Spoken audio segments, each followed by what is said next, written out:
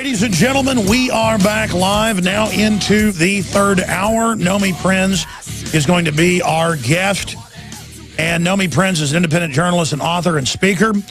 And I'm not going to go through all of her different degrees and background, but she was a managing director at Goldman Sachs over some key areas that she thought was going to cause a major problem and basically quit over it. And I guess you could call it really a whistleblower. She's written a bunch of best-selling books. She's got a new book coming out very, very soon as well. We'll talk some about, but nomiprins.com, and we have links to that up on Infowars.com.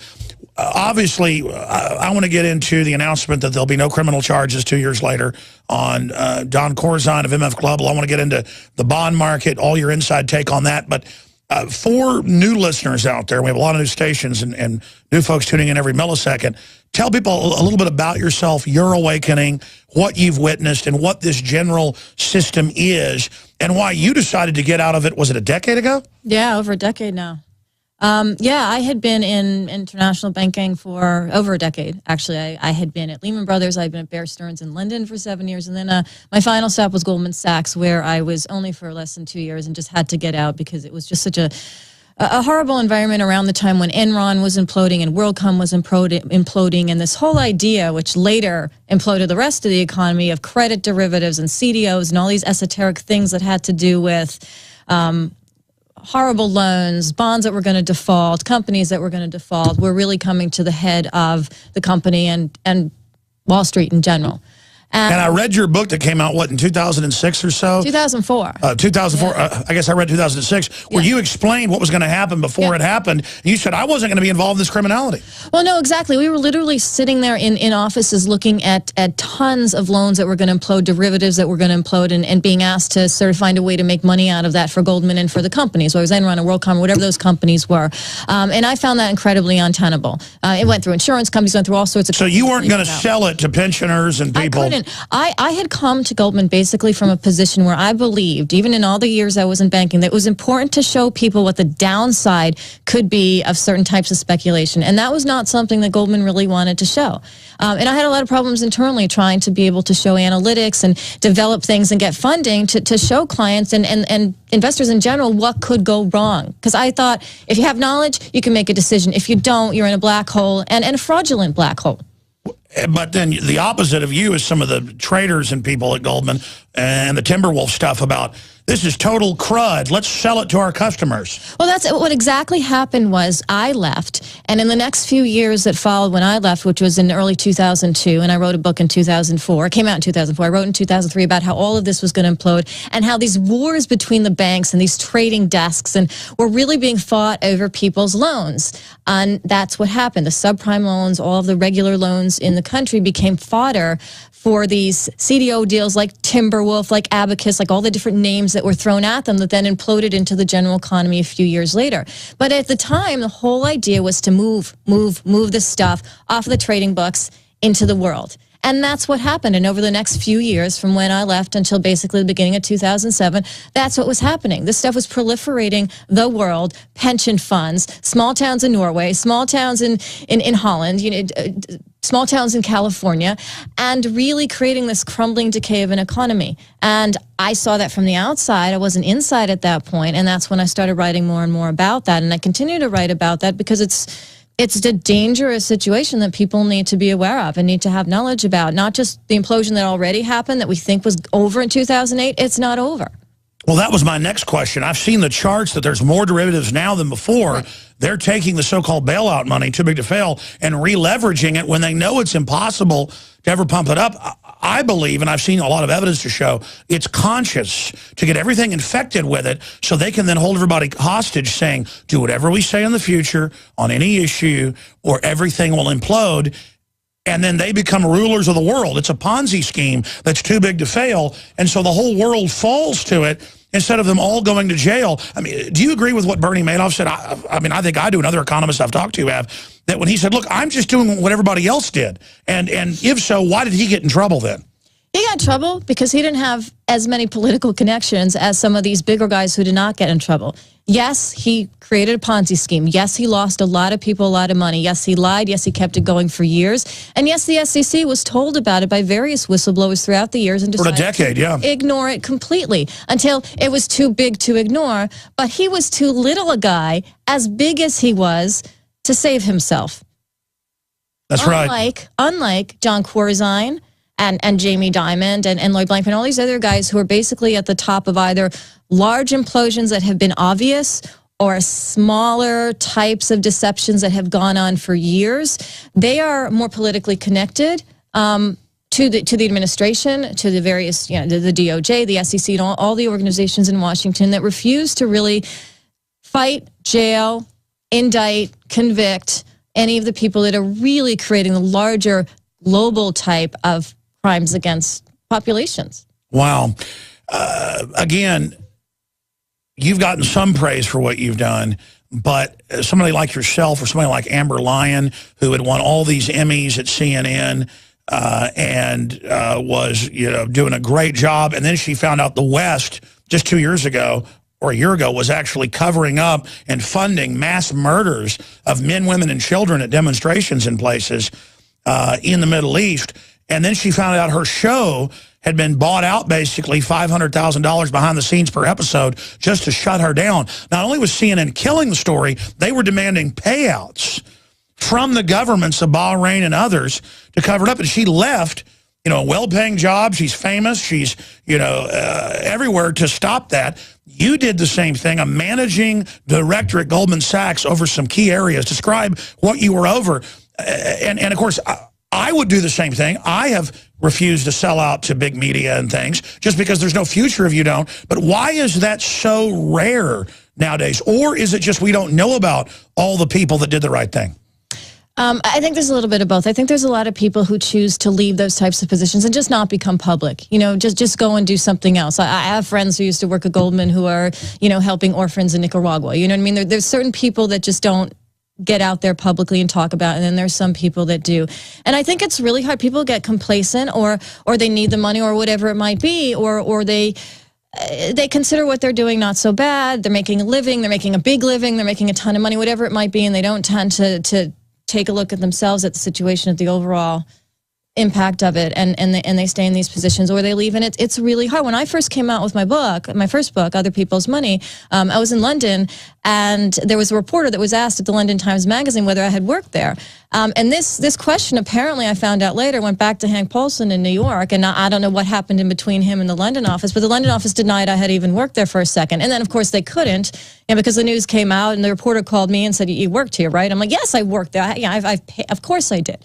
But there's a lot of difficulties along the way in trying to talk about some very powerful institutions, powerful individuals, and also a lot of esoteric financial stuff that's not always easy to explain to people. And it's a bunch of hocus pocus. Yes, it's taking stuff, financial loans, whatever they may be, and repackaging them to make them look better and throwing them on to someone else until the game is over. And the banks that created this stuff are fine, or they're bailed out, or they get to tax deduct losses and have all sorts of manners to protect themselves, whereas externally there aren't those same kinds of protections. And it's the same thing if you're inside of a system and you're trying to talk about it, whether you call it whistleblowing or explaining or creating knowledge or whatever you call it. It's very hard to go against that sometimes. And you have to be independent, I think, in order to do it a lot of the times. You have to decide, I'm not going to be part of that establishment. I'm not even going to necessarily... Sure. I don't believe it, and I'm not going to be part of it. They call it buffers, or they call it plausible deniability. But what I've seen the UN and Goldman Sachs and all these globalists are really good at is they have committees, and they call things that are one thing another thing, and then they all act like they have plausible deniability to not know, so no one ever gets left with a hand grenade they're passing around the table.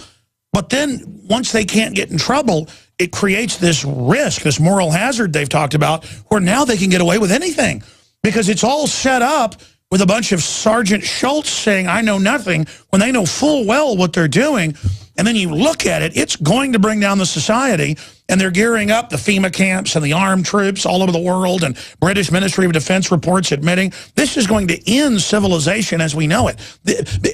Because we'll never triage the debt. We'll never arrest these people. It's like you either cut them out or we all are destroyed, and the answer is you'll be destroyed. Is there any way out of the madness? The thing is, these people are the system, and they've been the system. If you're running a major bank, if you're Jamie Dimon, or you're President Obama, you are inextricably, you're linked. You have an alliance. You can't let the other person fail. So if you're Obama and you're going into rise from state senate to the president, you're Jamie Dimon. You're rising from the head of Bank One to the head of J.P. Morgan Chase to the most important banker right now in the country and arguably the world. You are together. You keep each other up, and all these other systems that are in place, whether it's the Federal Reserve, the New York Federal Reserve, sure, the Department of Justice that ignores that anything can possibly. Sure, that's how corruption works. That's how it happens, right? Because once they allow it in place, no one can bust anybody, or it brings it down, and then suddenly corruption just takes over. Right, they are the same people, and it's mutually enforcing. It's enforcing within the banking industry on Wall Street, and it's enforcing between Washington and Wall Street.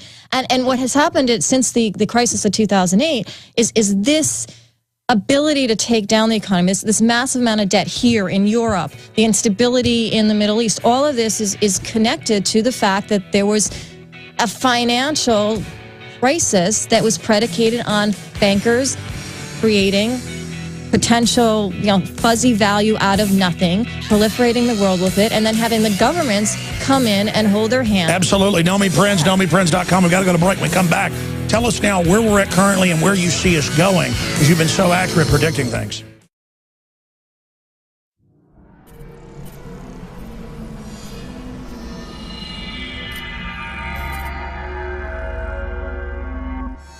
Hi, Ted Anderson, president of Midas Resources. With over 30 years of experience in the precious metals business, I can tell you without a doubt, we are facing the most dangerous and volatile times, not just in the United States, but worldwide. Peace of mind is gold and silver. Now is the time to invest in gold. When it comes to bullion coins, our prices are competitive and the closest to melt. If it's numismatics you're looking for, we have some of the best deals out there. Visit MidasResources.com today or go to Infowars.com and click on the link to see our daily specials. Here's an example of one of our long-term specials we've been offering for more than a year. 2 silver dollars from the turn of the last century, plus 2 powerful films, The Obama Deception and The American Dream. We also add in the book Dishonest Money, all for $72 and free shipping. The most trusted name in precious metals is Midas Resources. Call 1-800-686-2237 or go to Infowars.com. I'm Ted Anderson with Midas Resources.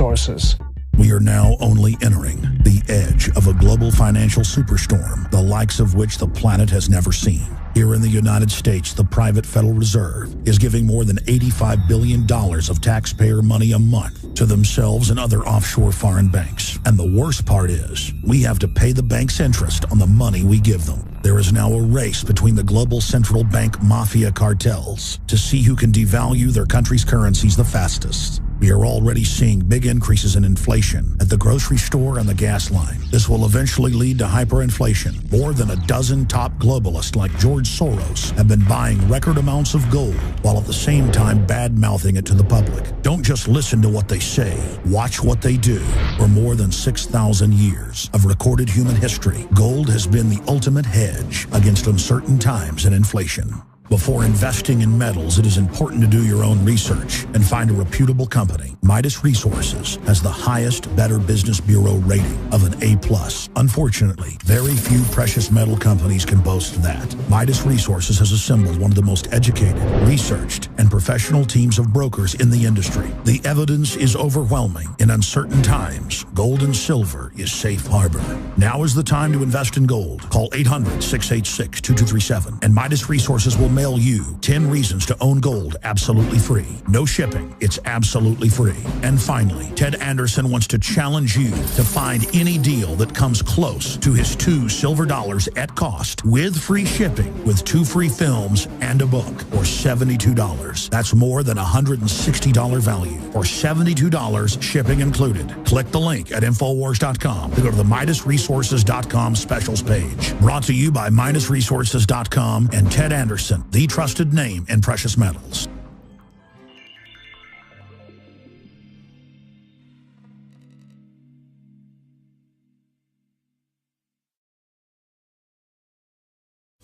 Her current best-selling book is It Takes a Pillage, Behind the Bonuses, Bailouts, and Backroom Deals from Washington to Wall Street. It's Nomi Prins. She was a managing director. I remember reading your first book about this in 2006. You were actually able to see all of it because in your position, weren't you like over the big international transfers and trying to make sure that the regulations meshed on these deals? Yeah, that's a very good memory. I had been responsible for a particular group that focused on financial clients, insurance companies, banks, pension funds, and any basically financial investor, and try to look at how, if they were going to be seeing any losses, how those could be sort of repackaged and sold off of their books. So if a bank was going through a potential loss or an insurance company had some claims that weren't working, package them up, reconstruct them into something else, and sell them along to other investors. So there was a lot of that. And I was also responsible for the analytics in derivatives and credit derivatives, which became at the center of all this stuff, and the nascent development of CDOs, which, you talk about. So you were right in the middle of it. I was in the middle of it before it became subprime. It was corporate debt. And you just watched Enron go to jail. That's the good part about people getting in trouble. It makes other people think, you said, I'm getting out of here. Well, I left before they went to jail. I knew when they were imploding. I knew when their positions were imploding because Goldman was actually a trading partner in derivatives with Enron. So it was pretty easy to know what was going to go on. And that was around the fall, of course, of 9/11. And I wound up leaving for a number of reasons. 9/11 was a very personal issue for anyone who was working down on Wall Street at the time. And I was also an element of life's too short. Oh, wow. You were in New York when that happened? Yeah, I mean, I was down on Goldman when that happened, which is a few blocks away from the World Trade Center. So we're there with the the darkened windows, also not really knowing what's going on at that point. We're just inside a building before all the information started coming out. So, so as that came out, that was a big sort of call to examine all the things that I'd already been bothered about. A major reality check. Major. And I quit a few months after that. So there was and that was all of that was going on at the same time. And there was the World Trade Center, there was 9/11, there was Enron's fraud, there was the upcoming telecom frauds that were all come out after I left, and a lot of that stuff going on. And also, I mean, the atmosphere was toxic. It always was, but it just became way too much. When we hear these recordings of Goldman Sachs guys bragging about, yeah, I'm going to cheat these old ladies. Oh, that earthquake, that was my wallet dropping. Yeah, we're going to sell these idiots this crud. I mean, how many of them are like that? There are some loudmouths who are definitely like that, and then there's ones that are more reserved. There's the old school bankers, and there's the ones who have actually done quite well being like that. Going back to 9/11, when we were there on the trading floor, and there was all the smoke and stuff around, the oil guys were on the desk, and their boss was saying like, hey, make money. Like, we don't know what's going on. No one knows what's going on, but you know what? It had to do with a planes, oil money. Keep trading. That's the kind of environment that a lot of those types of guys are very, very. And then they're like, hey, just tell the firefighters that the dust isn't bad so we can stay open. And don't tell them to wear respirators because then they'll know it's bad. Then we'll have to close everything. Tell them it's safe. When they had a report hours after saying it's deadly. They had sensors. Again, it just shows these people are out of their minds. They wanted us to all come down to work, the next day, 2 days later, when the city was mostly closed. I didn't come down. I mean, again, this was all sort of, part of my own culminations of revelations over the years. But yeah, there was people down in those offices. Let me ask you this question, because this is a short segment, long segment coming up, and then I want to get into whatever you think's most important to talk about. I mean, so tell me if these questions aren't good or aren't as important as they should be. Where to go? Where does it all end? I mean, I look at the derivatives. Some numbers are 600 trillion, some are lower, some are higher. What is going to happen with all of this? Where does it end? Because they're only expanding all of it from what I've seen. Where does it end? Right. The expansion happens from the fact that since the crisis, these banks that were big have gotten bigger. They've been allowed to merge. They've had federal backing. They continue to have federal backing. They know they can continue with creating bigger derivatives positions, taking more fees off their regular clients to be able to grow what they're doing in the speculative world and so forth. But what they know right now is that they will be supported. So again, it's this mutual support system from the Federal Reserve and the ECB to keep the U.S. banks and the European banks, which basically control the entire global financial system, up as long as they can. So you create debt, you keep rates down low, you keep it going, you keep it going. Meanwhile, the derivatives positions, the more risky types of transactions in which these banks are operating also continue to blow up because they're being supported.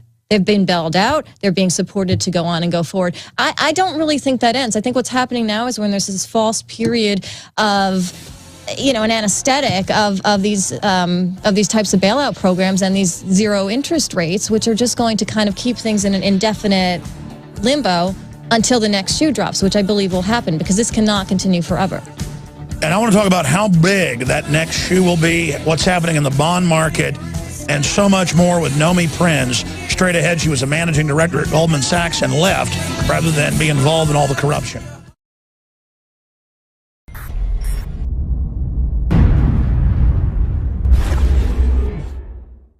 Because there's a war on for your mind. That has been our motto here at InfoWars for my 18 years of battle against the globalist. And now we see the open announcements of global, private, corporate tyranny over our governments. That's what the New World Order is an unaccountable private combine of organized crime engaged in corporate takeovers of nation states and the conscious attempt to abolish basic rights and fundamental liberties. Infowars.com is not just leading the charge against this here in the U.S. or North America. We are leading the charge worldwide. And that's because our listeners, our viewers, our supporters, fellow freedom lovers like you across the planet resonate with our message of liberty and telling it like it is. And that's why for the last 2 years especially, I have thrown everything I've got, my time, my energy, our backup capital, everything into really trying to awaken the sleeping giant that is humanity. And that's why the July issue that just came in a few days ago is so important. We've already sold about half the stock we have of it at cost in groups of 10 up to 100 in bulk. It covers the entire NSA spy grid, how it ties in worldwide, how it's not about stopping terrorists, but about suppressing and dominating and controlling the free press and political opposition. And in this magazine, we don't just have 3 free bumper stickers like I did a few months ago. We have 10 bumper stickers, 4 full-size ones with amazing messages guaranteed to get people thinking like America has been occupied by globalist forces. Infowars.com. Listen to Alex Jones at Infowars.com. Infowars.com. Forbidden information. Listen to Alex Jones. Infowars.com. And then on top of it, 6 medium-sized bumper stickers with the message as well. These are key to post in legal and lawful areas on your book bag, your computer, your car, or to give friends and family. I have printed 500,000 of these bumper stickers. Only half of this month's run of magazines has them.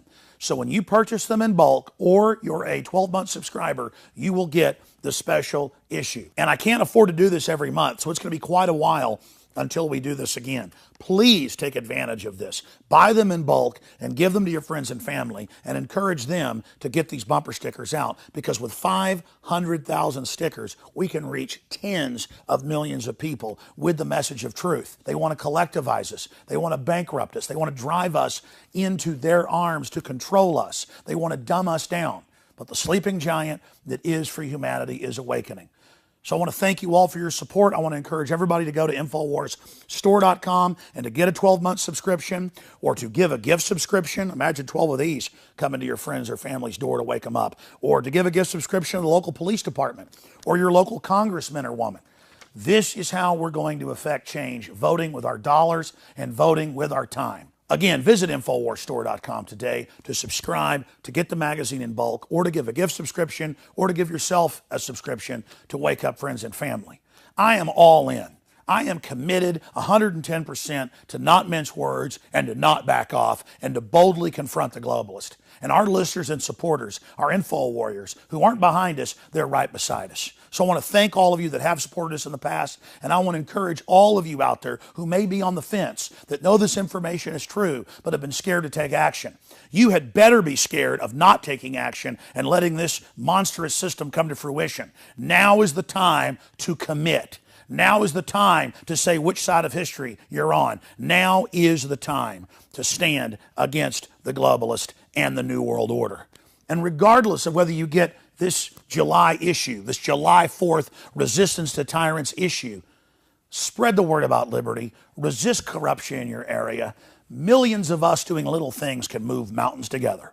I'm Alex Jones signing off for Infowars.com and the Infowars team.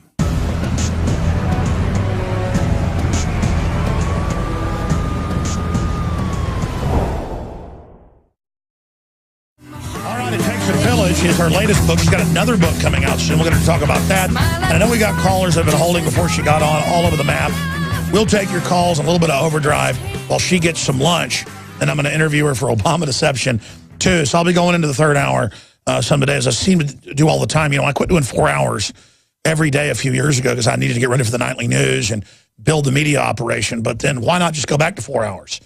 It's like I quit doing the 4 hours. Some stations quit carrying it. And now I'm back to doing 4 hours. But there's just so much to cover. But first, some of our sponsors that make this broadcast possible. PrivateInternetAccess.com. We hear news stories every day about NSA spying on U.S. citizens. Keeping your information private on the web has never been more important. PrivateInternetAccess.com specializes in keeping your information private by encrypting your internet connection, hiding your IP address so that you can browse the internet anonymously, offering firewall protection to prevent data mining, eliminating records of your computer activity. PrivateInternetAccess.com is an American company, and you can use this service anywhere on the internet connection in the world. Again, you can check it out right now at PrivateInternetAccess.com. They have a lot of other services, great folks. PrivateInternetAccess.com. Also, InfidelBodyArmor.com. Unlike ceramic armor that only stops 6 rounds, this stops hundreds. Stops hundreds of rounds from AK-47, M4, 30-06, 308, and more. Fits sizes medium to XXL. They got a bunch of other products as well. Backpacks, you name it. Amazing stuff. Made in America.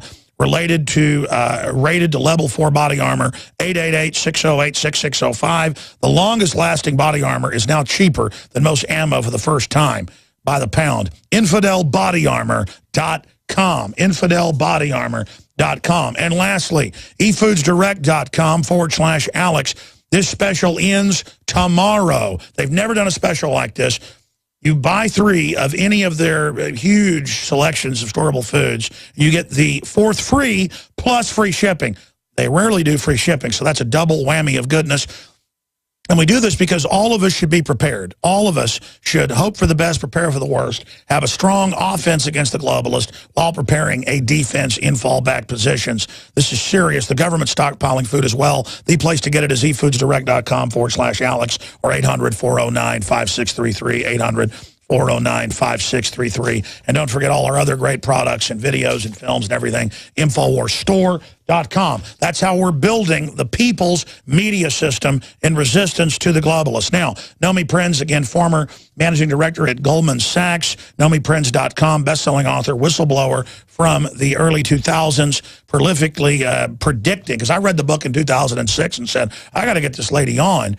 The first book she put out on the subject, and because she said everything that was going to happen. And as she said, she wrote the book 3 years before. I read it 2 years after it was out. And now she's got several other books that are out as well. But expanding, you were saying during the break, things about Obama I want to get to in a moment. But first off, Nomi, get into my big question. How do you expect things to unravel? How do the experts you respect that have a good track record of predicting things, how do they say the next shoe will drop and what it will look like? And what's happening in these rigged markets? How long will it go as we learn about LIBOR and the fixing of interest rates and the fact that high-frequency trading? I mean, this thing is a giant rigged casino ripping people off. How will it melt down? Will it melt down? And if it doesn't melt down, what will it do at the expense of the people?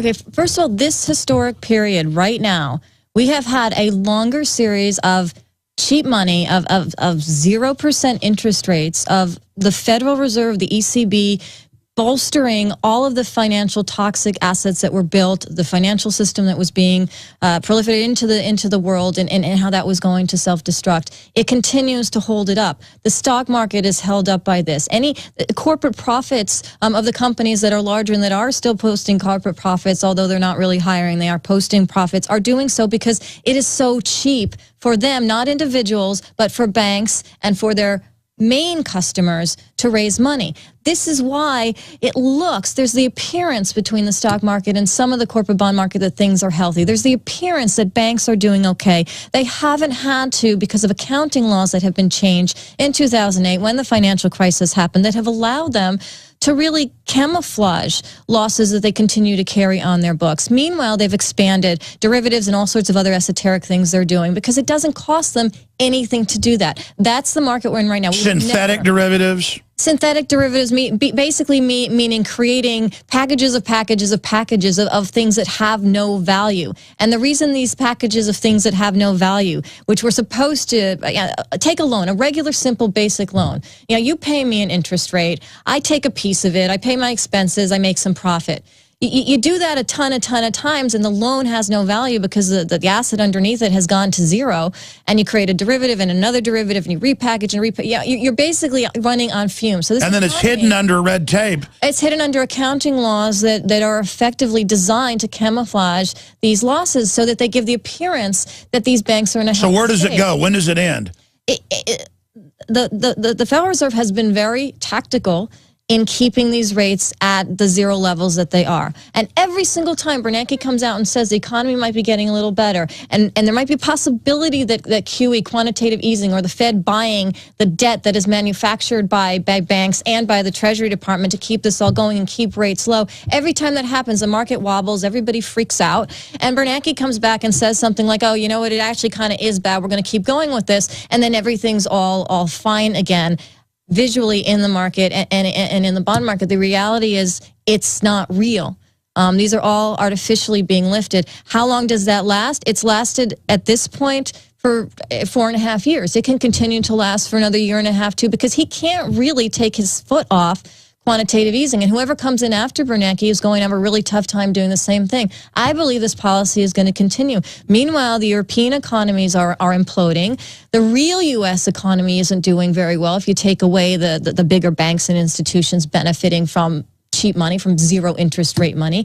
So I think this continues this time another few years with slow implosion at the center, at the core economies in Europe, in the Middle East, in the U.S. Which is what they've said. They want slow implosion. It's a slow bleed. That's exactly what's going on now, which is different from before.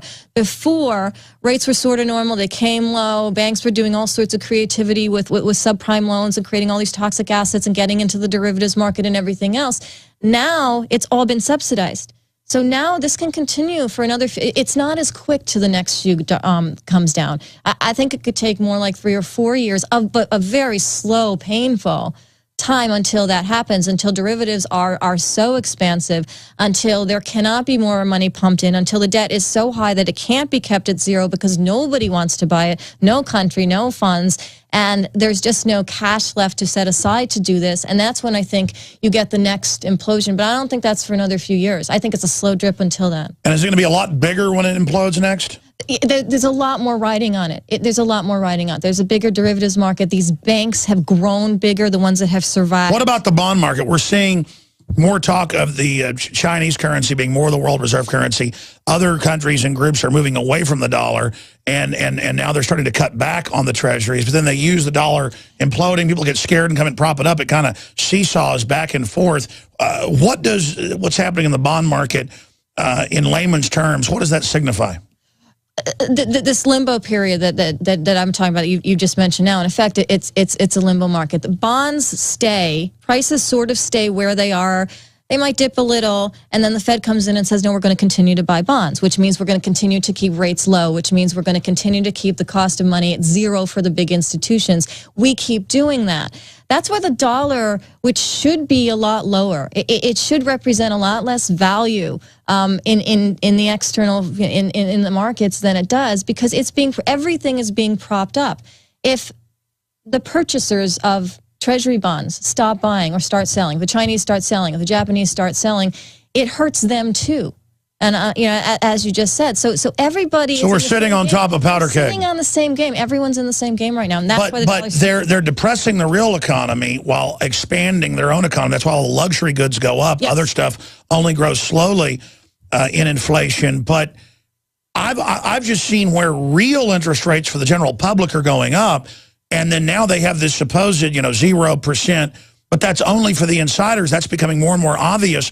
How long can that go on? Because I'm seeing the attitude in the general public become hyper aware. I mean, you've got some that'll buy anything, but I'm seeing on talk radio, listening to other shows, and I'm seeing on the streets, and I'm seeing in Gallup poll, lowest approval rating ever for the media and for Congress and for Obama. I don't think people are buying into the bull anymore. And so how long can this go? Again, I think individuals, the real economy, do understand and do see costs going up, healthcare costs, education costs, food costs, you know, the cost of living versus what. Plus, the education doesn't do anything anymore. You can't get out and get a job, or you can get a couple jobs that don't really pay you, don't get benefits, whatever it is. Yeah, I mean, globalism's killing us. It doesn't work. The quality of the real economy is deteriorating, while the artificiality of this banking economy continues to be subsidized by cheap money, which the rest of the public can't get to, because banks are sitting on it, because they have the benefit, they don't pass it on. I think that continues for another few years. It continues until someone says, you know what, the Fed has to dial back. Because the United States and the banking system of the United States and the Federal Reserve that you know, basically is the bankers' bank in the United States, continues to create a policy that makes them all look good, while it doesn't do anything for the real economy. So we're continuing to fragment. So it's good that people are looking at their own lives and trying to sort of detach themselves as much as they can, but at the same time, it's going to deteriorate the quality. Well, let me ask you this, and obviously it's not just making them look good, they're hoarding the bailout money. They're becoming just so fabulously rich, it's a joke. How will they spend the money if they wreck the entire society? Right, no, as you say, luxury goods on saving it away, on why does Jamie Dimon get to make $10 million a year? I mean, all of these things continue to allow them to hoard institutionally and to hoard for themselves personally, and that's definitely what they're doing. Well, let me expand on this. They're building government bunkers, they're hoarding food, Goldman Sachs people are buying guns, that's come out in Bloomberg. They're digging in, they're buying retreats. Why are they doing that? Why do they have money now? They have the money now, and they know at some point there might be an inavailability to get some of these things, because there won't be enough people creating them. Individual economies will be so bad, there's going to be a deterioration on that side. So what they're doing is they're taking their money and running. It's a definition of not being left with the bag. If they have the money now, if they have cheap rates now, if they're getting great bonuses now, if the stock market's up high now, they're in there first. And so when the stock market does come down dramatically, and we saw it can happen from 2000. No, but that's my point. They're digging in like it's the end of the world, and they're going to have a civil war with us. I mean, I have the FBI training manuals, and I mean, they're training to mass arrest people and stuff, and take over cities, and I mean, they're acting like they're going to bring us into a total depression. And the more money they have at the top of that pile, the more protected they are from what's happening to the rest of. But how about they all just get arrested like Bernie Madoff? Because I've talked to Ron Paul and a lot of people I respect. They say there's ways to fix this for the general public that are fair and constitutional. Why do we let these crooks run everything? Well, that's I mean, it's the question of like, why do women like bad guys? You know, that old joke. I just do not get why we let these crooks run everything.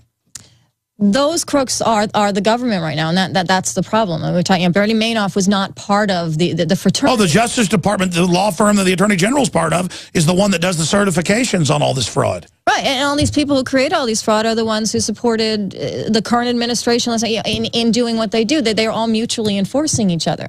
That's why they don't arrest each other. You know, you point a finger at one, somebody goes down, everybody else goes down. Dimon goes down, everyone goes down, right? He's connected to everybody. And how is the cult of Obama allowed them, could have Bush, if he had a third term, have gotten away with this? And has Obama been better or worse than Bush on letting banks run wild?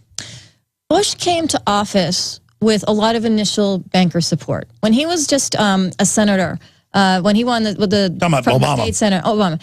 Yeah, and then I'll go back to Bush. But when basically he came in, he already had Goldman Sachs behind him as one of his top 20 donors. This is not into the president. This is into the Senate seat.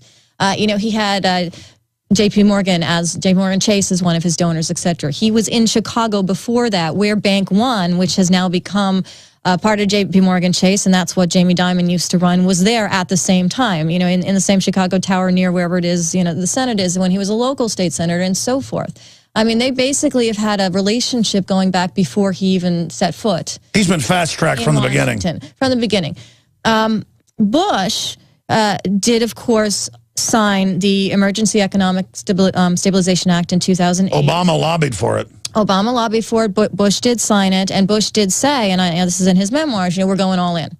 Now, when he said we're going all in, it was before 2009, when there really was an all-in situation, when the Fed came in and created all these additional programs to pile on to the TARP program, which was only $700 billion, and added all these other ways for banks to be subsidized in the tune of trillions of dollars that happened during Obama's administration. So there was a point at which Bush was interested in doing this, and truly, you know, and Hank Paulson sort of straddled both presidents for a second. I mean, he wasn't Treasury Secretary under Obama, of course, Tim Geithner was, but they worked together under Bush beforehand. So to some extent, there was a transition into it. But Obama came in with a lot of backing from the banking system. And he came in with no regard to creating smaller banks from these bigger banks. I mean, he could have had a policy where he could have directed Congress. Yeah, I mean, you told me on air he was. You told me off air he was worse than Bush. Basically, he was worse in terms of allowing these banks to become bigger and more powerful and have more federal subsidies, and in the process. Sure, from what I've seen, they've been waging war on real local banks, and now they're trying to take over credit unions.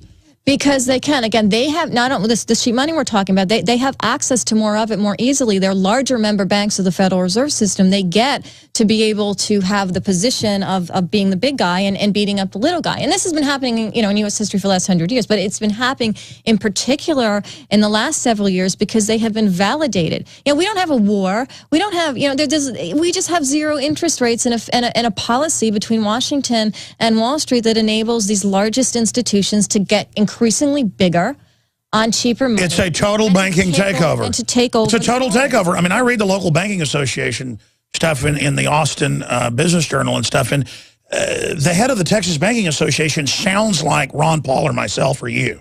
I mean, what we're saying is not radical vision of this. This is what's going on. We've got foreign mega offshore above the law banks who engineered all this, using it to take over. I had an article yesterday where they're in Congress right now trying to take away tax exemption from credit unions. I mean, it's incredible. It's a way to hurt the smaller ones, and the ones that are lobbying for that, of course, the bigger institutions who want control. Who wrote the tax laws that don't even pay taxes anyways. And have a lot more lobbyists working for them. I mean, if we let them shut down the credit unions, I mean, is there no end to this? That's why we have to basically say, you know what, we're going to continue to support credit unions or local banks because they're not going to say, okay, we're going to back out. You know, Chase, Citigroup, Bank of America, they're not going to stay out. You have to basically give your business to the smaller institutions. Absolutely. We'll be right back. We'll be right back. Now you can watch the InfoWars Nightly News streaming live as it happens for free. Check it out at Infowars.com/show.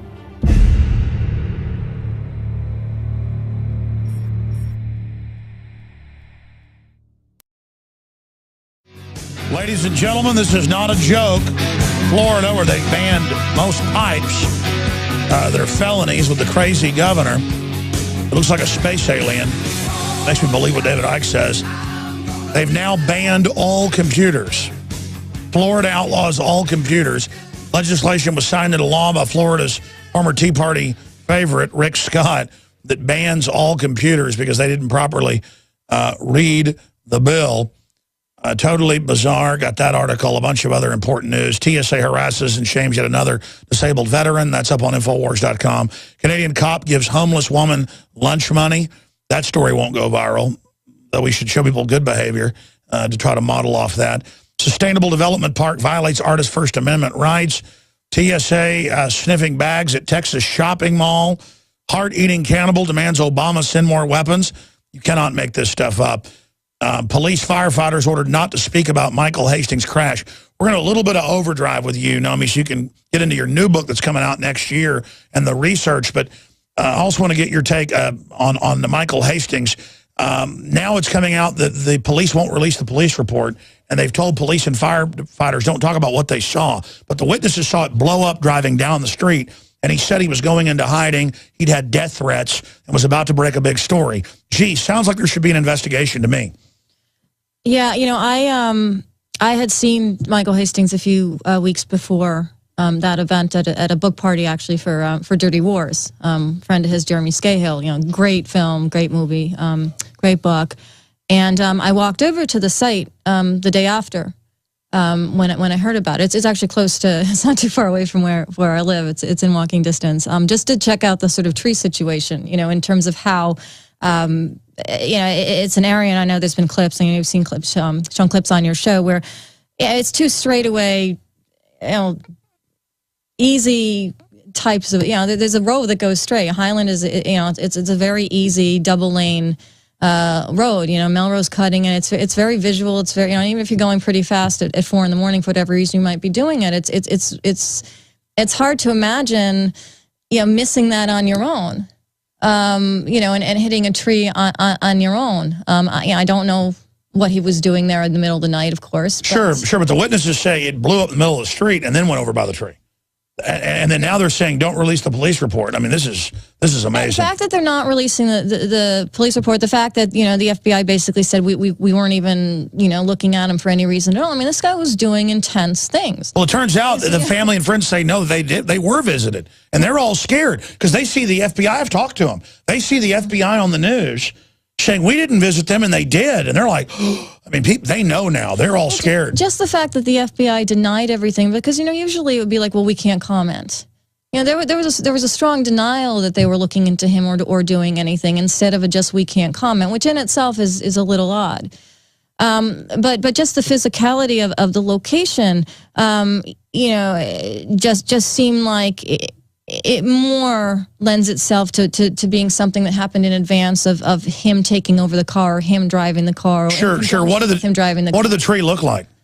The tree is pretty solid. I mean, it's a fat tree. So if anything was hitting it for whatever reason, whether it was pre-explosion or post-explosion, the tree wasn't going to be going anywhere. But at the same time, if you were just driving regularly, even if you were under the influence, which we don't even know. I'm not saying he was. I'm just saying any person, if they were, there's a ton of space to continue to going straight. Sure, I've hit an oak tree backwards at about 60 because a tornado blew me and my dad off the road, and I mean it still hammered in about 8 inches into the tree. I mean it gouged a big thing out of it. It was actually 2 oak trees, one big one, one medium size. I mean how torn up did the tree look? The tree didn't look particularly torn up. Because what I've seen from the photos, it looked like it came resting up against the tree. Blew up in the street, no skid marks, up against the tree. Right. Maybe a millimeter gouge into it, but a large area. Right. We're going to come right back. I want to talk about how they got Glass-Steagall in the 30s and how we could get it back in place again. Stay with us.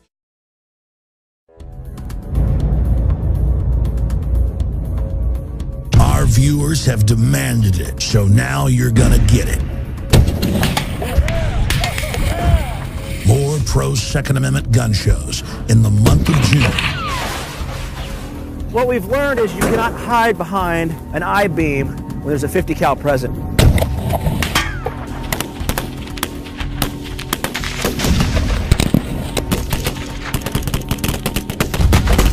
Brothers in Arms, 50 cal ammo review, and more. Coming in the month of June to the InfoWar.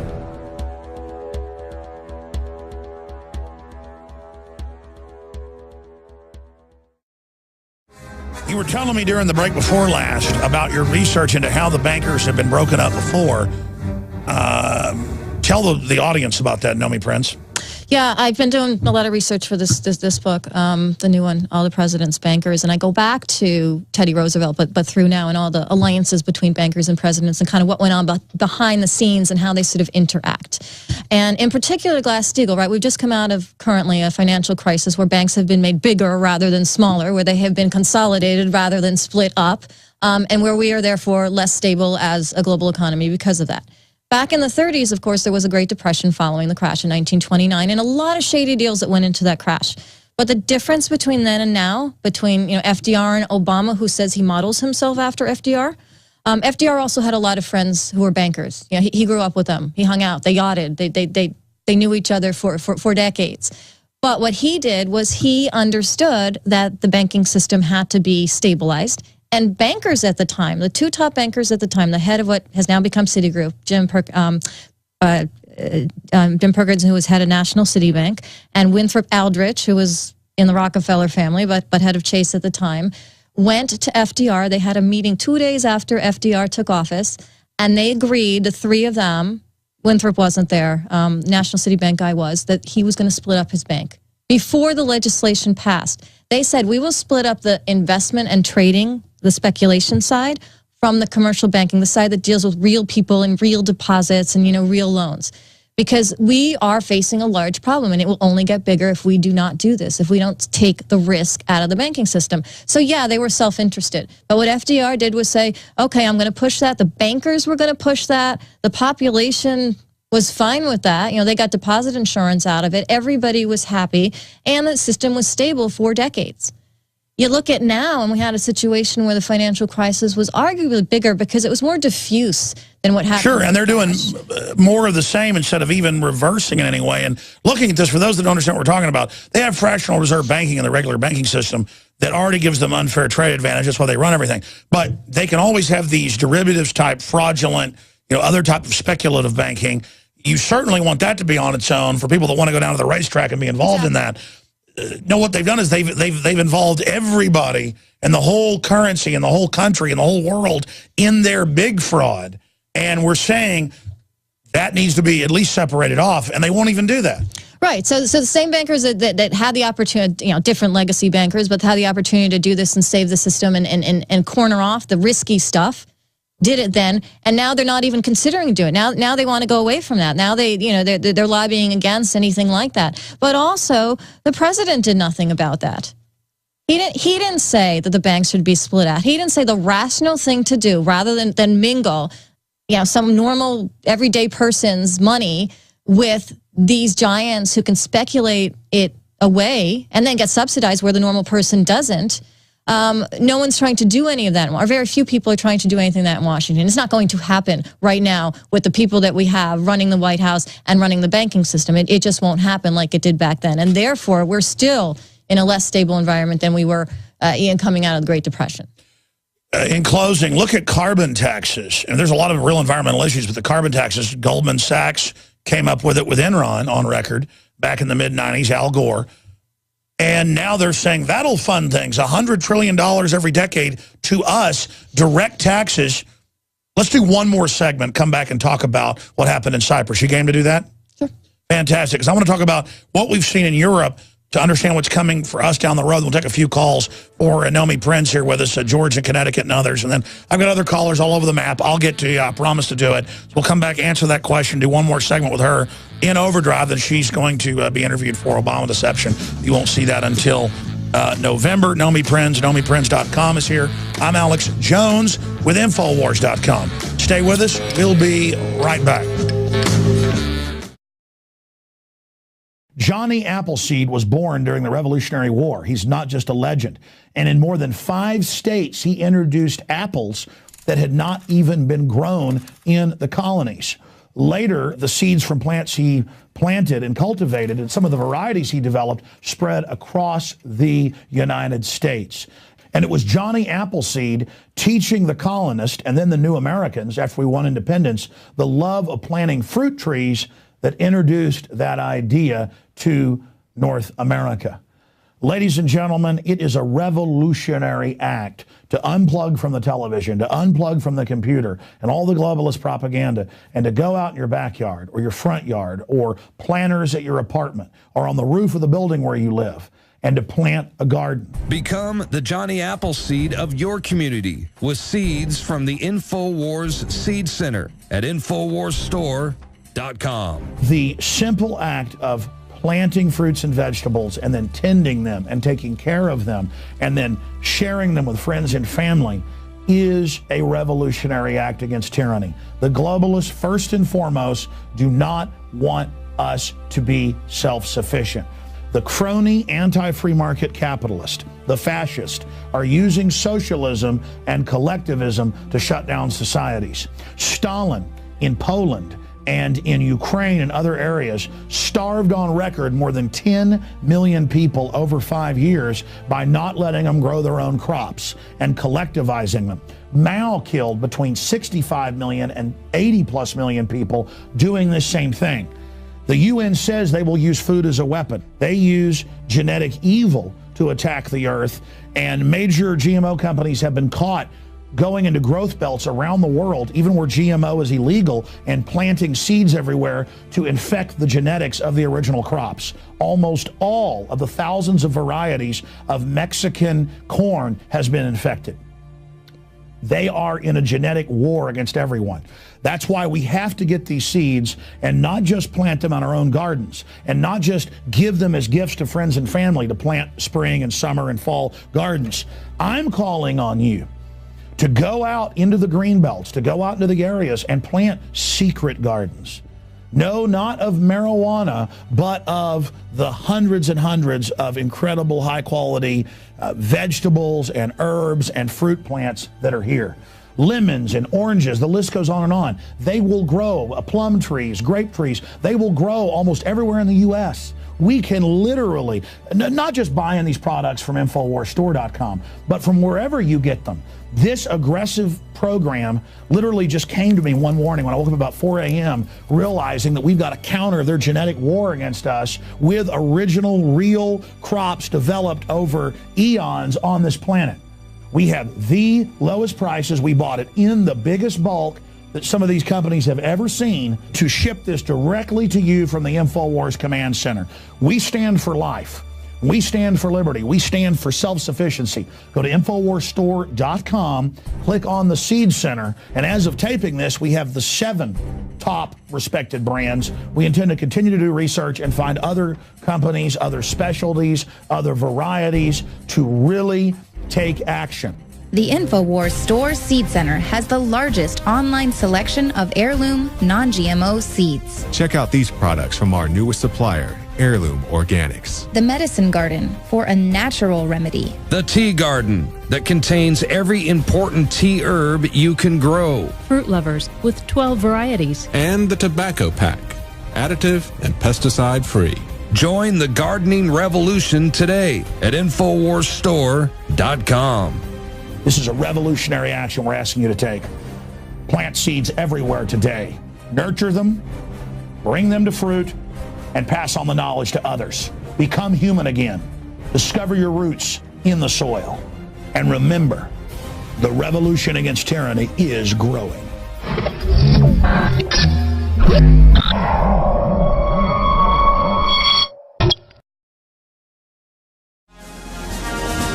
All right, folks, Alex Jones here, back live in overdrive. Some stations carry it. If your local affiliate doesn't, you can just go to Infowars.com/show to find all the free iPhone, Droid app, the podcast, the free video feed, all of it, right there at Infowars.com/show. And please send that link on to your friends and family as well, because that's how we reach more people. So many times folks say, I saw an Infowars.com bumper sticker, or my neighbor told me to tune into this local AM or FM affiliate, or somebody sent me the link to your podcast, or somebody sent me a link to the iTunes, or somebody sent me a link to their membership at prisonplanet.tv, and I logged on and used it. It's incredible. It woke me up. Every subject, every expert you can imagine, I forgot to plug in the last hour that we have a very special guest joining us tomorrow. For 2 hours, is it? This is going to be legendary? Well, he told me... Oh, at least an hour, but it is nailed down for tomorrow. 100% nailed down. 100% nailed down. The fish is on the line, but not in the boat. Anyways, I need to stop right there. I act like Ted Knight from Caddyshack sometimes. Nomi Prins continuing here, getting into more serious issues. Cyprus and what we saw there. And now they're going, yeah, maybe we need bail-ins here. Direct tax for the bankers. And then Congress, QE3, 80-something billion a month, was 40 billion, then 85 billion, disappearing into a black hole. Congress says, where does it go? The Treasury says, just shut up, and smacks him across the cheek. What is going on with Cyprus? What is going on with just grabbing people's bank accounts now?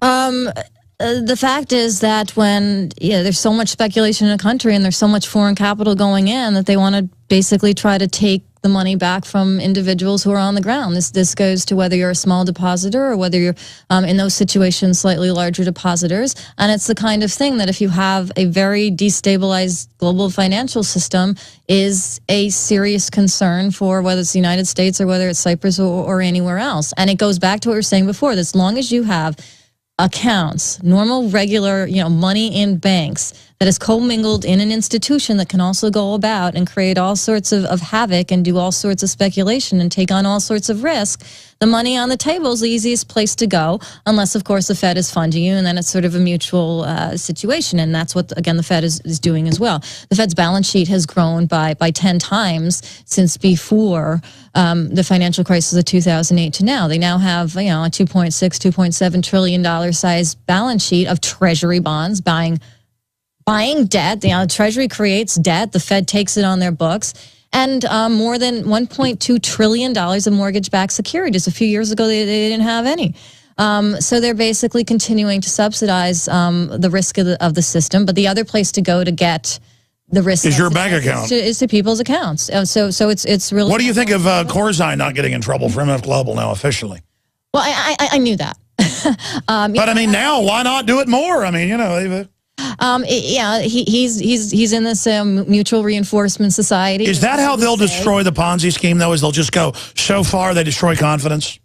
That can help because you hopefully individuals will think twice before putting their money in something in KMF Global and actually looking at what the alliances are, the people that run these funds and that run these investment management companies and everything else, and be a little bit more prudent about their own money. But it does take people getting more knowledgeable about who's running what they have and where they're putting their investments and not going into something like a John Corzine MF Global. It took less than a year and a half for that guy to wreck that company. Well, he was making, 40-to-1 bets with other people's money. I mean, what a lunatic.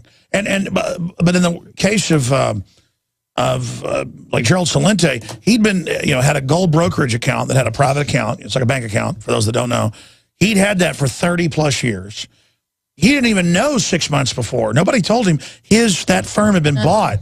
So, I mean, how do you even... It's hard. It's like you have to be vigilant all the time. If it's yours, you have to be... And not that Celente isn't. I mean, he's a very intelligent man. But these things do happen in the night. Chris Flowers, ex-Goldman person, hires John Corzine, ex-Goldman person. Corzine's bored. He's done for a while with public office, and he goes in and he tanks this company and cordons off over $1 billion in misappropriated funds to keep it going. I mean, had he kept... Was that really a theft, though? Maybe he didn't make 40-to-1 bet by accident. Who was it transferred to? Maybe it was on purpose. Maybe it was a bank robbery. Well, some of it wound up getting returned, but what it was him making a bet of some sort that was wrong on. In order for him, a gambling addict at Las Vegas, you're doubling down, you're doubling down, you're taking your grandma's money, you're taking your kids' money, and you're just trying to play and play and play until you hope you get out of it, and he couldn't get out of it. But because it wasn't his money, because it was his client's money, in that respect, he was stealing from them in order to keep his... Why don't we give him a Peace Prize? Like Obama? Well, yeah, I mean, Bush was just given a Peace Award. I think we ought to give him a Good Spender Conscientious Financial Management Award. The press has been, I better watch it. They may actually give him one, yeah. They're happy. His friends have been on to say he did nothing wrong. He did nothing wrong. He did nothing wrong. Yeah, so what? He made a bad bet and misappropriated. Because they all want to set the precedent to do whatever they want. They don't want to be looked at themselves. I mean, J.P. Morgan Chase had a lot of the trusts that were in charge of keeping that segregated money, and they allowed it to be unsegregated. Here's what makes me maddest. Goldman Sachs, J.P. Morgan, if you look, are the #1 and #2 biggest funders of shadow government. They fund the Bilderberg Group. They're on record. They funded charity.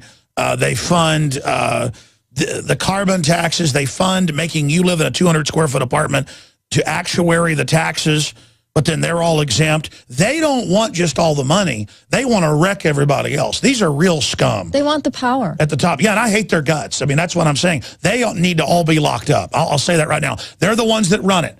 They're the ones that pull the triggers. They're the ones that push the buttons. They're the ones that run the wars. These are the bad guys. Yeah, and they control and they influence and they have that power. And they maintain it by their relationships with these institutions, with the federal government, with governments in other countries, and so forth. They have the ability to manipulate the entire global financial and economic Well, people system. are always asking, who's behind it, who's behind it? This is it. Every time I end up digging into the deepest rat hole, no matter what it is, it's the big 6 mega banks and a bunch of degenerate royalty, and just whose wealth is all tied up. Their wealth is partially in these banks. I mean, it is all connected. That's part of the reason I went and wrote this, the book that I'm currently revising right now. That'll be out next year. I wanted to go back. I believe that it is the private bankers running the government to a large extent, or at least in alliance with the government, making the bigger decisions, and that they work together to decide how they're. And they're all a bunch of arrogant SOBs. And many of them went to the schools together, and again, Yanatico did everything together. They're from the same backgrounds. And they mutually enforce each other. And this has been happening. How arrogant? I mean, I see their arrogance on television and in their writings, but I'm doing God's work. Like Jamie Dimon said, how arrogant are they in person? I couldn't imagine being an evil jerk and then no one can hold me accountable. The ones I know, the people I personally spend time with, like Lord Blankfein in his office, they're just as arrogant in person as they come across on TV. If you watch them on TV and don't believe they're arrogant, you probably won't think they're arrogant in person. Tell a story. I mean, how are they in person? Just they have the ability to, tell you a story. I was when I was working at Goldman, before Lloyd Blankfein was as high as he was, but he was co-running a division, and basically there was a international trade going on, and a fellow who was working with, a little higher than me, basically ran to Lloyd Blankfein's office while I was told to go the other way to get there and to basically talk about this trade. And Lloyd just had this ability to just shut down any conversation. It was almost like, just shut down any conversation about any type of risk or anything that might be going on with this transaction. Just listen to what he wanted to listen to for the person that he wanted to hear the information from. And that's how power happens. You reinforce each other, whether it's a subordinate, whether it's a superior. You reinforce the story along the way, and you shut down any dissent or conversation on any other side of that. And that's where your arrogance shows through. And then you act like you're doing one thing when you really know it's another. Everybody just plays dumb. Oh, gee, what are we doing? And you don't look under the rock a lot either. You feel you don't have to. If you're high enough up, if you're a Blankfein or a Diamond, you don't know. You're not hanging out in Stockton with. No, you're like Hitler in the Wolf's Lair, going, I could take down the Russians. You just don't care about or Napoleon. Nobody can beat me. And it's been shown recently that they have been right. By the fact that the biggest bankers are still in charge of the biggest banks, which have grown. And so why shouldn't they start crisis? Why shouldn't they start taking your private bank accounts? Why shouldn't they take your pension funds? When they take the cops' pension funds, the cops will just go beat our brains out that much harder to get more money. They'll probably thank them. Everybody's destabilized, which is why at the very least these institutions need to be made smaller, need to be broken up. So at the very least, our deposits, our money isn't backing their risk. Real fast question from George in Connecticut. George, what's your question for Nomi Prins? Nomi, I'm wondering if we could take back the money in some form of state banks, or maybe take a new bank that basically is in the Federal Reserve, as it's their bank, and produce the money only for Main Street. Yeah, let's skip this network break. We're going to the bottom of the hour, and that's it. That's a great question. What are solutions? State banks? I mean, obviously, we try to go to credit unions. They just shut those down. I mean, but I think we have to make those choices. Where we put money. Before this big game of derivatives, before these banks were as big as they are, when they were just slightly smaller but equally as powerful in a sort of less dangerous financial world, they tried to take over the smaller banks, and it's up to sort of individuals to decide where they keep their money to a large extent, whether that's state or local. Even if credit unions are being bought up, it's still a personal, individual decision.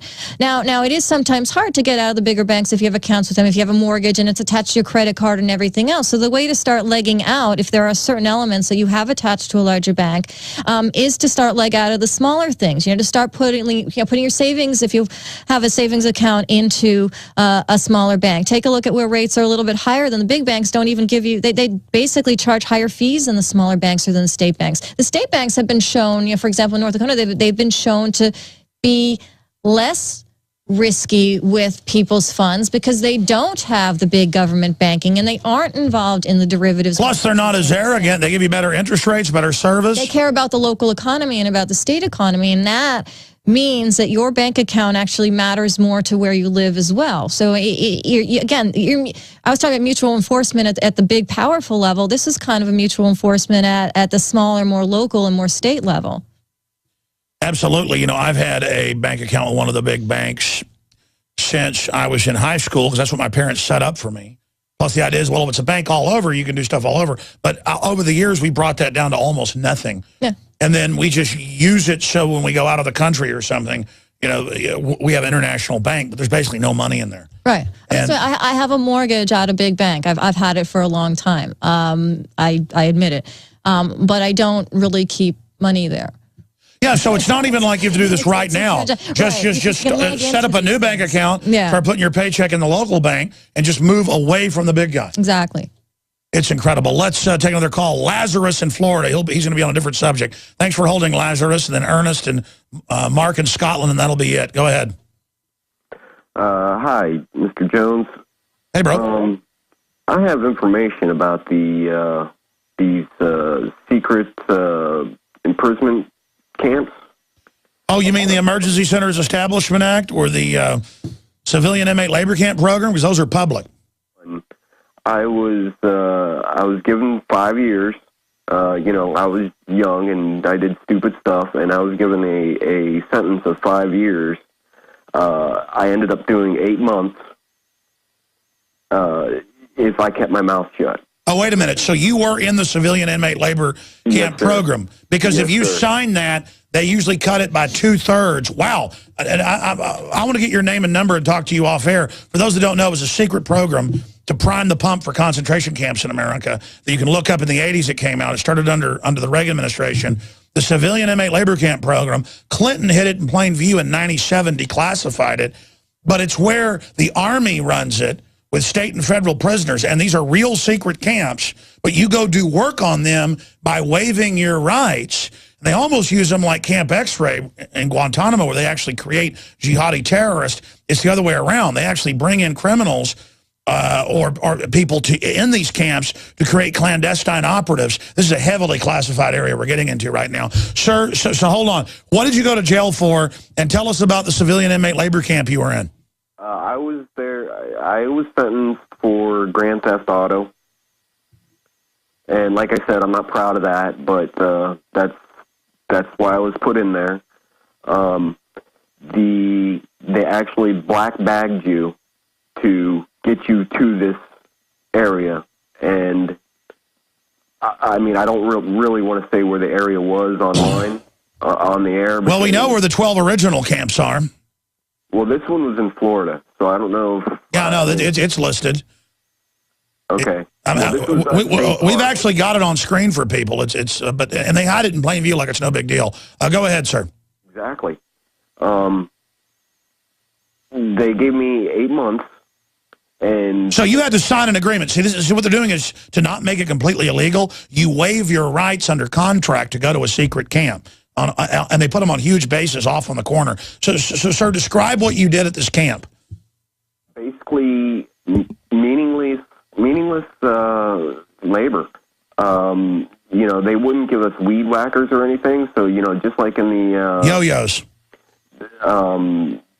Cool Hand Luke, you got these sling blades that you had to go out on the side of the road with. That's a yo-yo, yeah.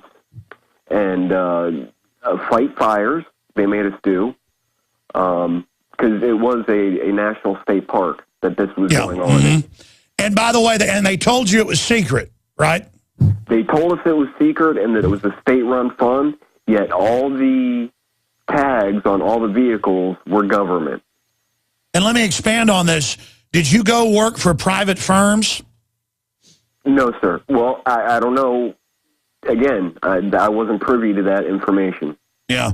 Well, they first had 12 camps starting in the 80s. Like Wikipedia says it started in 97. Notice before he put that up, I said 97. 97 is when it was made official in the Federal Register. Well, you're lucky you weren't into some of the really nasty stuff, buddy.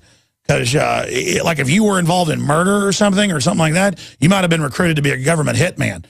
And I mean, folks, this government is so out of control. If people even knew the stuff that was going on at these bases. So anything else you want to add about working at the, I don't know why it's not even that big of a secret. I mean, most of it's public. What particular Florida national park were you on? This was in Jonathan Dickinson State Park. Oh, State Park, yeah. And not only that, but there were also underground bunkers for food, water, etc. throughout that park that there were people working at full-time, and I'm talking full-time as in there were... No, I hear you. And this is all a test to create the infrastructure to prime the military to run real camps in the future, which they're now openly establishing. And the new Army Manual, 2010, says, for your re-education, you will be sent to these. Yeah, that's... Well, you know, I got out easy on 8 months, and I thought it was a blessing until I woke up and realized that, you know, this is much bigger than myself. No, you're just priming the pump, and they admitted that. That came out in the Miami Herald, actually, in 1986, this was to condition the police and military. It was normal. See, it's all about brainwashing them. But now they're going, oh, by the way, now we're going to have political dissidents we black bag here. Everybody's like, well, it's secret. They agree to be here. No, you don't. I love it, man. This country's so loving. Thank you, Lazarus. You ought to do a YouTube video about it and tell your story. God bless you. If you're a radio listener, we were putting all this on screen while we were talking. I don't make any of this up. Let's talk to Mark in Scotland. You're on the air with Nomi Prins. Go ahead. How you doing, buddy? Good. Go ahead. Hi there. I've got two questions for you. One of them is, I would like to know generally how much this affects the whole of the UK as well as America. You're under the exact same program. The programs are all identical with just simple name variations in some cases in the Anglo-American Empire. That means all former Commonwealth countries and the United States are under the same system. Yeah, I gathered that, but we've not been having the drills like you guys. But the second question we'll cover that is, I've been realising there's a lot of Islam being brought to the UK over the last year and a half now. And I mean, I don't know if you've been reading the newspaper with the Ribby and whatnot. Yeah, no, that's part of the Clash of Civilizations that PNAC wrote about, where they're going to only fund the radical Muslims, bring in as many as possible, and then basically let them do whatever they want while setting up patsies. It's all part of the Clash of Civilizations that PNAC wrote about, and I appreciate your call. That's a good way to end. What do you make of the open funding of radical extremists and Al-Qaeda against Libya and Syria? You know, it's not really my main topic, but you know, I'll say that, you know, going back to what we're talking about the banks and in those areas, that in a lot of the nations where there is the most clashes, they tend to be the areas that, and I just actually revised this chapter on the Cold War, the 1950s chapter, which is when a lot of these outposts actually happened, and when Chase in particular set up outposts in the Middle East, National City Bank, which is now Citigroup, a little bit less, and actually hightailed it to find places where they could create sort of financial service outpost. Sure, they love to destroy. Involved in what was happening on the government side, and therefore support where they thought they could make the most profit, where they thought they would be most protected by both the U.S. government and whatever government was in power in any of the countries. Sure. And it's just kind of continued since then. And this sure, bottom line, the people running our government love dictators and oppression. What do you think they want to do here in America? It doesn't matter what administration's in, they work for corporations that are totally cutthroat and criminal. And I don't know how it ends until we stand up and say we're not going to be slaves. But people think laying down is how you get through life. Yeah, I mean, you know, coming from, I'm not a particularly violent person, but I certainly am someone who believes, and part of the reason why I started writing books after I left was to explain what I know of what's going on in my corner of it. And to resist. To resist, to give information, to allow people to make their own decisions, and hopefully take it from there. Because I believe that in order to be, if we're not informed, we can't resist. We need to know. Absolutely. We're going to talk more about that in the Obama Deception, too. Nomi Prins, thank you so much for coming to Austin. All right, we'll go into retransmission now. Nightly News, 7 o'clock tonight. Thank you. Thank you, Nomi. Now you can watch Alex Jones live at Infowars.com/show. You'll find links to all of our content there and a free 15-day trial for Prison Planet TV. You can also browse the network, the InfoWars Nightly News, and over 60 movies and documentaries all together in one place. You can watch the Alex Jones radio show live as it happens. So check it out, Infowars.com/show. To get everything infected with it so they can then hold everybody hostage saying, do whatever we say in the future on any issue or everything will implode.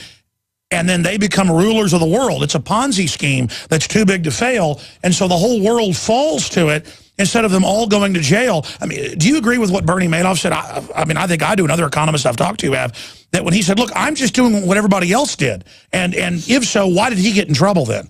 He got in trouble because he didn't have as many political connections as some of these bigger guys who did not get in trouble. Yes, he created a Ponzi scheme. Yes, he lost a lot of people a lot of money. Yes, he lied. Yes, he kept it going for years. And yes, the SEC was told about it by various whistleblowers throughout the years and decided for a decade, to ignore it completely until it was too big to ignore. But he was too little a guy, as big as he was, to save himself. That's right. Unlike John Corzine and Jamie Dimon and Lloyd Blankman, all these other guys who are basically at the top of either large implosions that have been obvious or smaller types of deceptions that have gone on for years.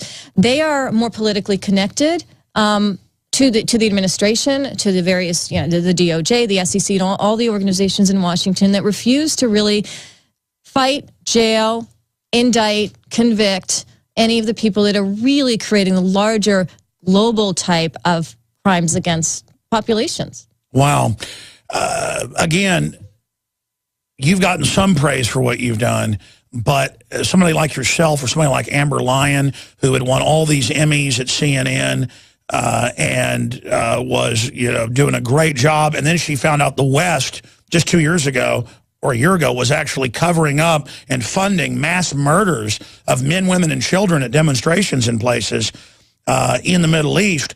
And then she found out her show had been bought out, basically $500,000 behind the scenes per episode just to shut her down. Not only was CNN killing the story, they were demanding payouts from the governments of Bahrain and others to cover it up. And she left, a well-paying job. She's famous. It's very hard to go against that sometimes. And you have to be independent, I think, in order to do it a lot of the times. You have to decide, I'm not going to be part of that establishment. I'm not even going to necessarily... Sure. I don't believe it, and I'm not going to be part of it. They call it buffers, or they call it plausible deniability. But what I've seen the UN and Goldman Sachs and all these globalists are really good at is they have committees, and they call things that are one thing another thing, and then they all act like they have plausible deniability to not know, so no one ever gets left with a hand grenade they're passing around the table.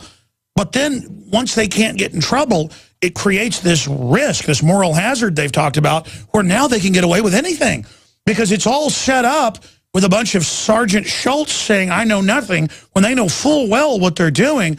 And then you look at it, it's going to bring down the society, and they're gearing up the FEMA camps and the armed troops all over the world, and British Ministry of Defense reports admitting this is going to end civilization as we know it. Because we'll never triage the debt. We'll never arrest these people. It's like you either cut them out or we all are destroyed, and the answer is you'll be destroyed. Is there any way out of the madness? The thing is, these people are the system, and they've been the system. If you're running a major bank, if you're Jamie Dimon, or you're President Obama, you are inextricably, you're linked. You have an alliance. You can't let the other person fail. So if you're Obama and you're going into rise from state senate to the president, you're Jamie Dimon. You're rising from the head of Bank One to the head of J.P. Morgan Chase to the most important banker right now in the country and arguably the world. You are together. You keep each other up, and all these other systems that are in place, whether it's the Federal Reserve, the New York Federal Reserve, sure, the Department of Justice that ignores that anything can possibly. Sure, that's how corruption works. That's how it happens, right? Because once they allow it in place, no one can bust anybody, or it brings it down, and then suddenly corruption just takes over. Right, they are the same people, and it's mutually enforcing. It's enforcing within the banking industry on Wall Street, and it's enforcing between Washington and Wall Street. And what has happened since the crisis of 2008 is... everywhere to stop that. You did the same thing, a managing director at Goldman Sachs over some key areas. Describe what you were over. And of course, I would do the same thing. I have refused to sell out to big media and things just because there's no future if you don't. But why is that so rare nowadays? Or is it just we don't know about all the people that did the right thing?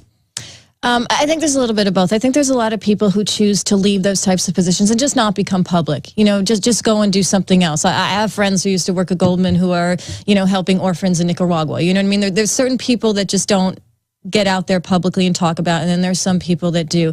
And I think it's really hard. People get complacent, or they need the money, or whatever it might be, or they consider what they're doing not so bad. They're making a living, they're making a big living, they're making a ton of money, whatever it might be, and they don't tend to take a look at themselves, at the situation, at the overall impact of it, and they stay in these positions, or they leave. And it's really hard. When I first came out with my book, my first book, Other People's Money, I was in London, and there was a reporter that was asked at the London Times Magazine whether I had worked there.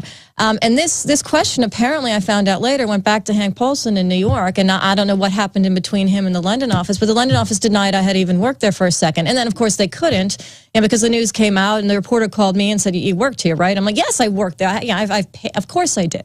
But there's a lot of difficulties along the way in trying to talk about, you know, some very powerful institutions, you know, powerful individuals, and also a lot of esoteric financial stuff that's not always easy to explain to people. And it's a bunch of hocus pocus. Yes, it's taking stuff, financial loans, whatever they may be, and repackaging them to make them look better and throwing them on to someone else until the game is over.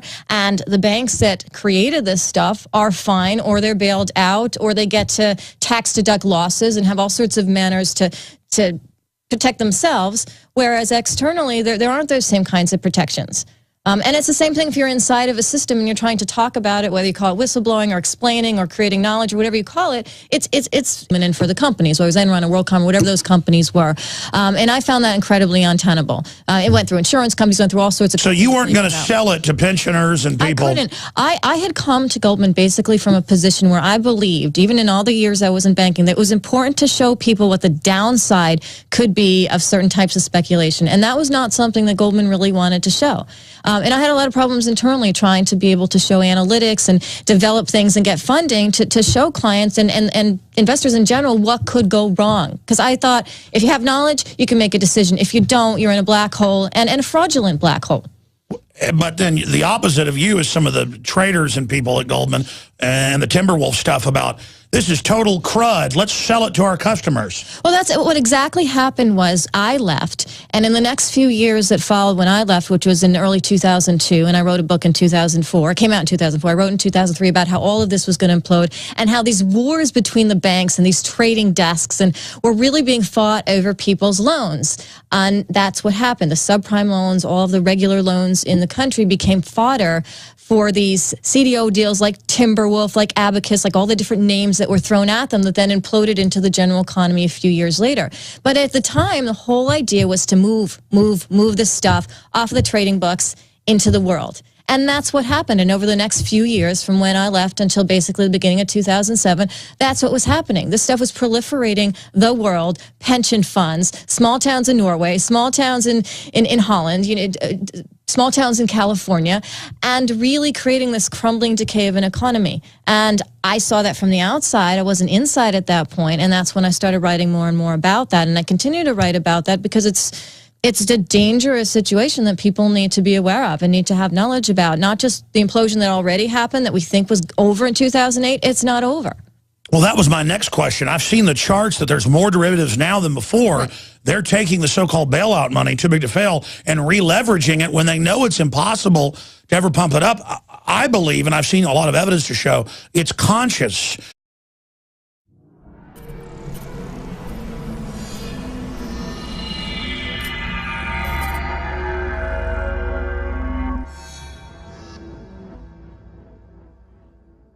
Ladies and gentlemen, we are back live now into the third hour. Nomi Prins is going to be our guest. And Nomi Prins is an independent journalist and author and speaker. And I'm not going to go through all of her different degrees and background, but she was a managing director at Goldman Sachs over some key areas that she thought was going to cause a major problem and basically quit over it. and I guess you could call her really a whistleblower. She's written a bunch of best-selling books. She's got a new book coming out very, very soon as well. We'll talk some about, but NomiPrins.com, and we have links to that up on Infowars.com. Obviously, I want to get into the announcement that there'll be no criminal charges 2 years later on Don Corzine of MF Global. I want to get into the bond market, all your inside take on that. But for new listeners out there, we have a lot of new stations and new folks tuning in every millisecond. Tell people a little bit about yourself, your awakening, what you've witnessed, and what this general system is, and why you decided to get out of it. Was it a decade ago? Yeah, over a decade now. Yeah, I had been in international banking for over a decade. Actually, I had been at Lehman Brothers. I'd been at Bear Stearns in London for 7 years. And then my final stop was Goldman Sachs, where I was only for less than 2 years and just had to get out because it was just such a horrible environment around the time when Enron was imploding and WorldCom was imploding. And this whole idea, which later imploded the rest of the economy, of credit derivatives and CDOs and all these esoteric things that had to do with horrible loans, bonds that were going to default, companies that were going to default, were really coming to the head of the company and Wall Street in general.